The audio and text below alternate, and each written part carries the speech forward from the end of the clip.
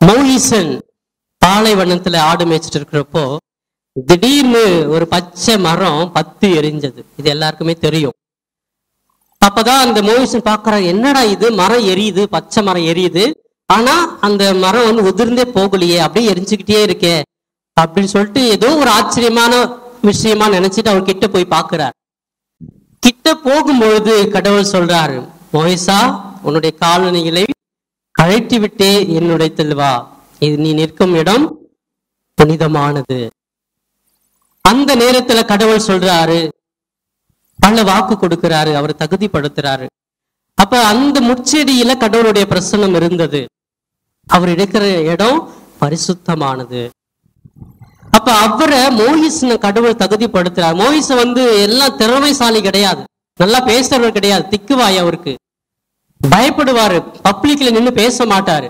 அப்படிப்பட்ட அந்த மோயிசனை கடவுள் தகுதிப்படுத்தி சக்தியை கொடுத்து மக்களை வழி நடத்தி சொல்றார்.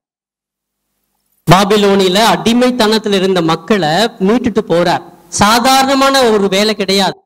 அடிமைத்தனத்துல இருந்து அந்த அதிகாரிகிட்ட இருந்து இவங்களை தப்பு வைக்கணும், அதுக்கு பிளான் பண்ணணும், எப்படிலாம் கூட்டிட்டு போலாம், அவ்வளவு கூட்டத்தை கூட்டிட்டு போகணும். கூட்டிட்டு போற வழியில அவங்களுக்கு சாப்பாடு என்ன கொடுக்கறது, தண்ணி என்ன கொடுக்கறது, எதுவுமே அவர் யோசிக்கல.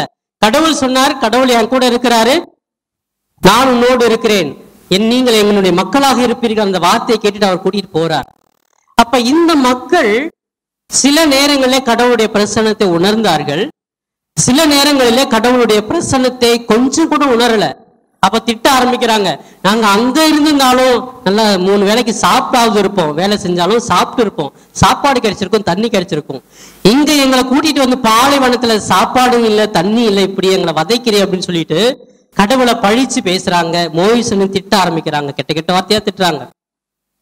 அப்பதான் திரும்ப கடவுள் சொல்றாரு, நான் இவ்வளவு பாதுகாப்போடு உங்களோடு வரேன், உங்களோடு பயணிக்கிறேன், உங்களை வழி நடத்துறேன், என்னுடைய பிரசன்னத்தை இன்னும் நீங்க உணரலையே அப்படின்னு சொல்லிட்டு, என் மேல நம்பிக்கை குறைஞ்சு போச்சு உங்களுக்கு அப்படின்னு சொல்லிட்டு மக்களை திட்ட ஆரம்பிக்கிறார். இருந்தாலும் அவர் மக்களை அன்பு செய்கிறார் என்பதற்காக அந்த நேரத்திலே வானத்திலிருந்து மன்னாவை பொழிஞ்சார், பாறையிலிருந்து தண்ணி வர வைக்கிறார். அவங்க எதிரி துரத்திட்டு வரும்பொழுது இந்த கடலை அப்படியே 2ஆ பிரிச்சு நடந்து கூட்டிட்டு போறார். அப்ப இந்த கடவுளுடைய பிரசன்னம் அங்க இருந்தது, எல்லா இடத்திலும் அந்த தண்ணியா இருந்தாரு, உணவா இருந்தாரு, அந்த தண்ணியை பிரிச்சு பாதியா மாறினாரு. அதே போல நெருப்பு தூணு போல அவர் எரிஞ்சிட்டு அவங்களுக்கு வழி காமிச்சார். இஸ்ரேல் மக்களுக்கு ஒளியை கொடுத்து அவர்களை வழி நடத்தினார்.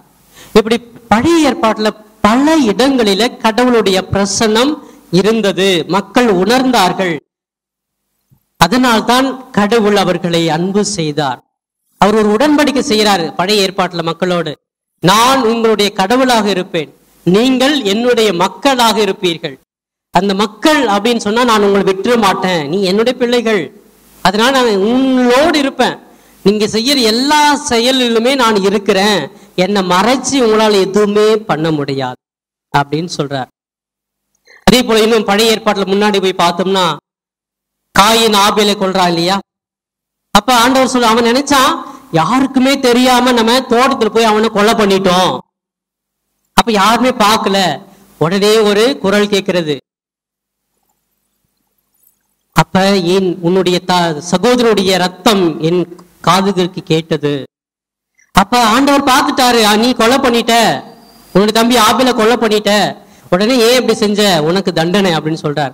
அதுல இருந்து அவனால் மகிழ்ச்சியா இருக்க முடிஞ்சதா? இல்ல, அவனுக்குள்ள ஒரு குற்ற உணர்வு, பாவ உணர்வு வந்துருச்சு. ஆனால் எதுவுமே நிம்மதியா செய்ய முடியல.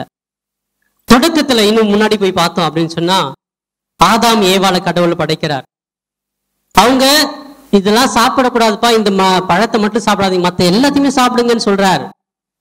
அதை போய் அவங்க சாப்பிடுறாங்க. உடனே ஆண்டவர் பார்த்துட்டாரு. அவங்க நினைச்சாங்க கடவுளுக்கு தெரியாது, அவர் ரெஸ்ட் எடுத்துருப்பாரு, எங்கேயாவது இருப்பாரு, ஆனா அவருடைய பிரசன்னம் அங்கேயேதான் இருக்கு. உடனே சொல்றாரு, நான் சொல்லியும் நீ கேட்காம நீங்க தவறு பண்ணிட்டீங்க, அதனால தண்டனை, இனி இந்த இன்பவனத்துல உங்களுக்கு இடமே கிடையாது, போங்க போய் கஷ்டப்படுங்க, நெத்தி வேர்வை நிலத்துல விழ கஷ்டப்படுங்க. அப்ப கடவுளுடைய பிரசன்னத்துல இருந்து நம்ம தப்பிக்க முடியாது. அப்ப கடவுள் பார்க்கிறாரு, அதுக்கு தண்டனை உண்டு, நம்ம தப்பிச்சு போயிடலாம். அந்த சூழ்நிலையில மக்கள் மத்தியில நம்ம தப்பிக்கலாம், கடவுள் முன்னிலிருந்து நம்ம தப்பவே முடியாது. அது நம்ம வாழ்க்கையில நம்ம கற்றுக்கொள்ளுகிற ஒரு மிகப்பெரிய பாடம். இன்னைக்கு எல்லாமே நம்ம மறந்து தான் வாழ்ந்துட்டு இருக்கிறோம். அதனால கடவுளுடைய பிரசன்னம் அதிகமாக இருக்கிறது.